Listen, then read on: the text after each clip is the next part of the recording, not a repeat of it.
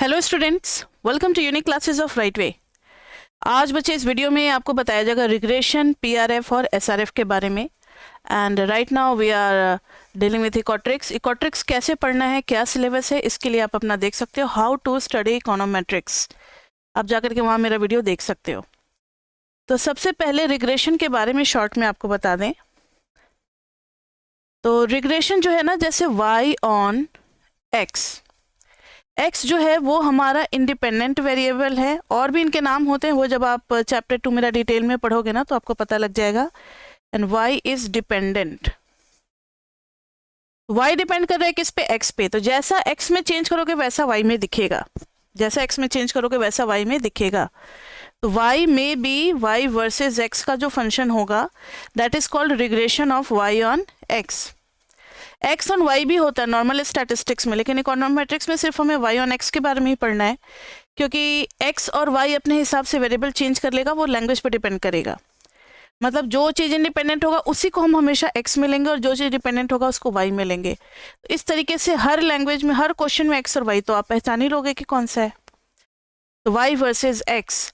Basically अगर हम linear regression की बात करें, रिग्रेशन तो बहुत तरीके का हो सकता है, लीनियर भी हो सकता है, मल्टीपल भी हो सकता है।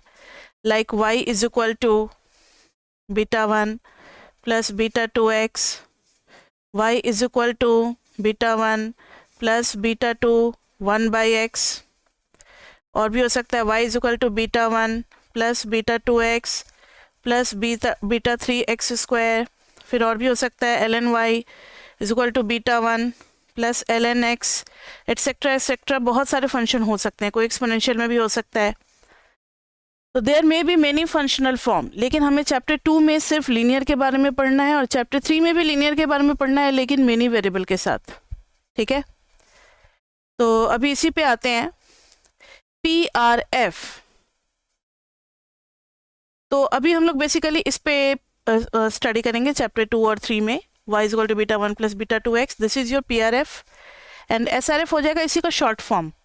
देखो नोटेशन आपको याद रखना है, PRF के लिए हम लोग यूज करेंगे y या expected value y, conditional mean होता है ये, β1 प्लस β2xi, ये होता है मैथमेटिकल PRF,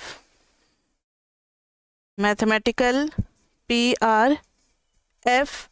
और अगर y की बात करें तो y हो जाता है β1 प्लस β2xi प्लस ui, ये है स्टोकेस्टिक PRF।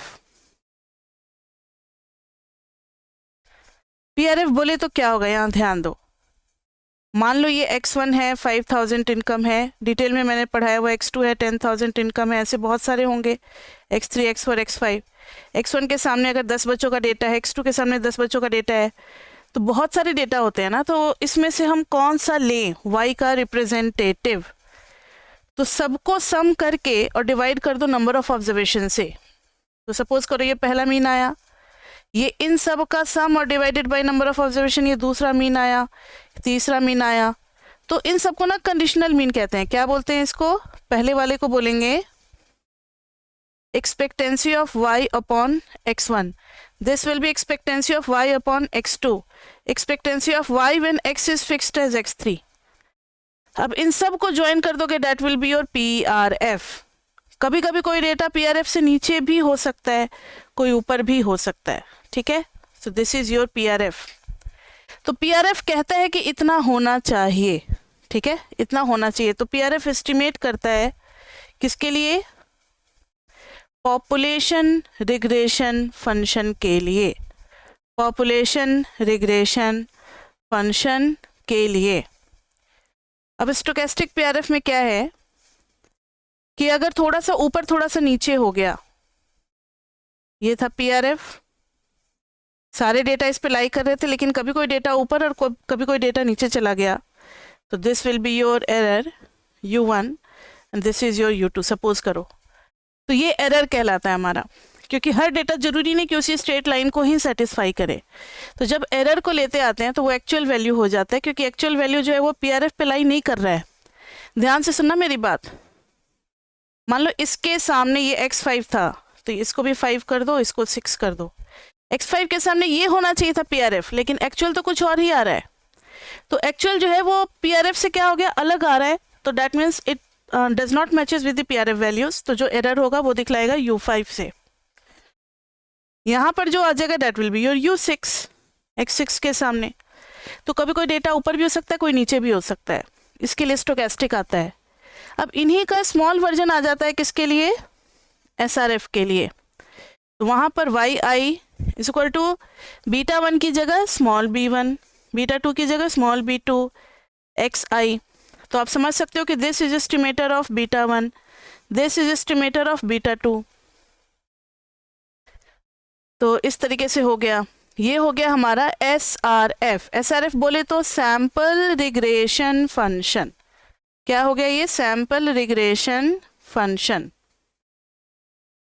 अब अगर इसका स्टोकेस्टिक करना है और इस पे हैट लगता है, हैट बता रहा है कि वही SRF पे जो लाइन पे जो वैल्यू लाई करेगी that will be your Y hat, लेकिन एक्चुअल Y जो होगा वो क्या हो जाएगा, B1 plus B2 XI plus UI भी हो सकता है। तो ध्यान से सुनो, ये है SRF Y hat is equal to B1 plus B2 XI। अब देखो इस पे बहुत सारे डेटा तो लाई कर रहे हैं, कोई डेटा ऊपर चला गया, कोई डेटा नीचे आ गया। तो जो ऊपर चला गया दिस इज योर Y, मान लो ये Y4 है, ये X1 था, ये X2 था, ये X3 था, and this is X4, X5, X6, X7।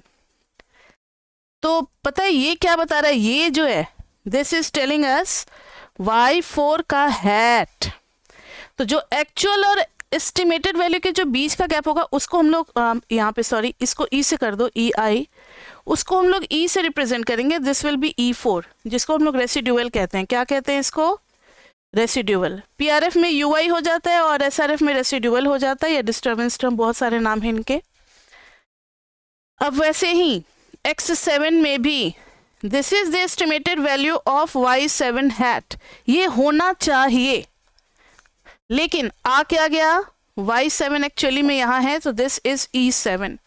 तो एरर कभी पॉजिटिव भी हो सकता है, कभी नेगेटिव भी हो सकता है। If actual value is more than the estimated value then error is positive, दिख रहा है यहाँ पे पॉजिटिव एरर है, यहाँ पे नेगेटिव एरर है। And if the actual value is less than the estimated value then there is negative error.